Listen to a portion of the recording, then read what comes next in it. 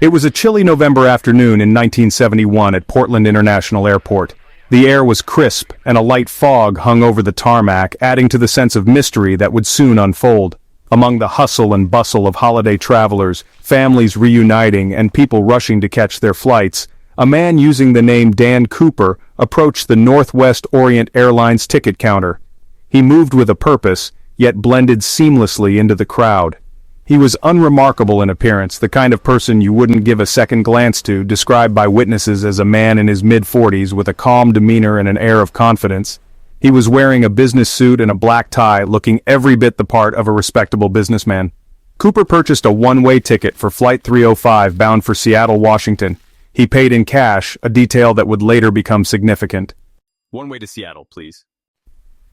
Cooper boarded the Boeing 727 like any other passenger, blending in effortlessly with the other travelers, taking his seat in the rear of the aircraft. He chose a spot that offered a clear view of the cabin. He ordered a bourbon and soda from the stewardess, appearing calm and composed, as if he were just another weary traveler unwinding after a long day. Nothing about him seemed out of the ordinary. He was the picture of normalcy, a man who could easily be overlooked. Little did anyone on board know that this seemingly average man was about to commit a crime that would captivate the nation for decades to come.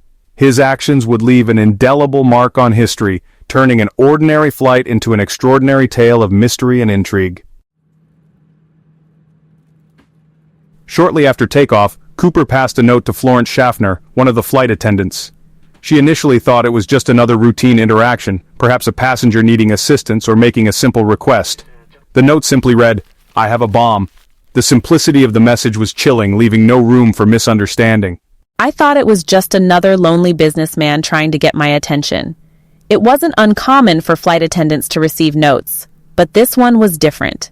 Initially skeptical, Schaffner hesitated. She glanced around, unsure if this was some kind of sick joke or a real threat. Cooper then opened his briefcase, revealing to her a glimpse of wires and red sticks, confirming his threat. The sight of the bomb made her heart race. He demanded $200,000 in cash and 4 parachutes. His demands were precise and left no room for negotiation. He wasn't joking. His demeanor was calm but firm, leaving no doubt about his intentions. He really had a bomb.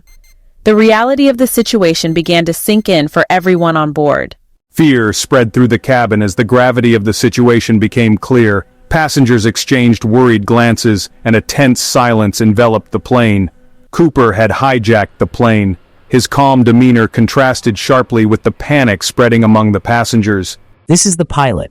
We have a hijacking situation." The pilot's voice was steady, but the urgency was unmistakable. Cooper's demands are $200,000 and 4 parachutes. The message was relayed to the authorities with precision. The FBI was immediately alerted, and the wheels of a massive investigation were set in motion. Agents scrambled to respond to the hijacker's demands. "We need to get that money and those parachutes now." The urgency in the command was palpable. This is a serious threat. The gravity of the situation was clear to everyone involved. While the authorities on the ground scrambled to meet Cooper's demands, the passengers and crew on board Flight 305 found themselves in a terrifying holding pattern. The tension in the cabin was palpable, with every minute feeling like an eternity. Flight attendants did their best to keep everyone calm, but the uncertainty weighed heavily on all.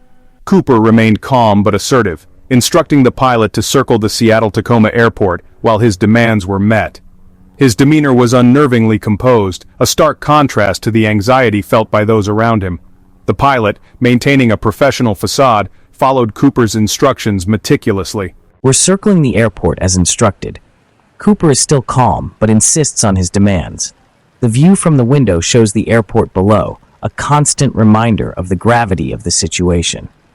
The FBI and Northwest Orient negotiated with Cooper through the pilot, working to secure the passenger's release and Cooper's safe capture. The negotiations were intense, with every word carefully chosen to avoid escalating the situation.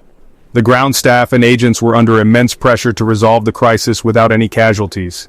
"We need to ensure the safety of everyone on board. Let's get this done." The crew was focused, knowing that their actions could mean the difference between life and death for those on the plane. After hours of tense negotiations, an agreement was reached. The relief was palpable, but the situation was far from over. The next steps had to be executed flawlessly to ensure everyone's safety. Cooper agreed to release the 36 passengers and 2 of the flight attendants in exchange for the ransom money and parachutes. The passengers, though shaken, were relieved to be stepping off the plane. The plane landed at Seattle-Tacoma Airport, where the exchange took place. The runway was a flurry of activity as the authorities prepared for the critical handover. Under the cover of darkness, the Boeing 727 taxied to a secluded section of the airport. FBI agents disguised as airport personnel delivered the ransom money and parachutes to the plane. The passengers and 2 flight attendants were released, unharmed, but shaken by their ordeal.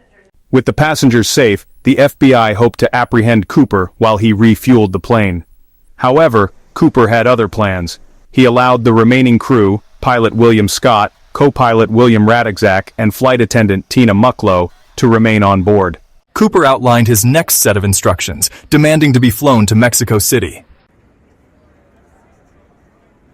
As the Boeing 727 sat on the tarmac, being refueled and prepped for a long flight south, the FBI believed they were closing in on the hijacker.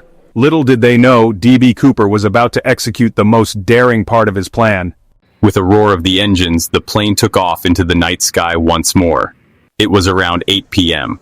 Cooper instructed the crew to maintain a low altitude and fly towards the southeast, deviating from the flight path to Mexico City. He had something else in mind, a plan as audacious as it was dangerous. While the plane rumbled through the darkness over the Pacific Northwest, Cooper was busy putting the finishing touches on his escape. He had the crew fly at a low altitude and maintain a slow speed, creating the perfect conditions for a parachute jump. At approximately 8:13 p.m., somewhere over the Lewis River Valley in southwest Washington state, B.Cooper lowered the aft stairs and jumped into the night, disappearing into the darkness with the ransom money strapped to his body. The FBI launched the largest manhunt in U.S. history, scouring the rugged terrain where Cooper was believed to have landed.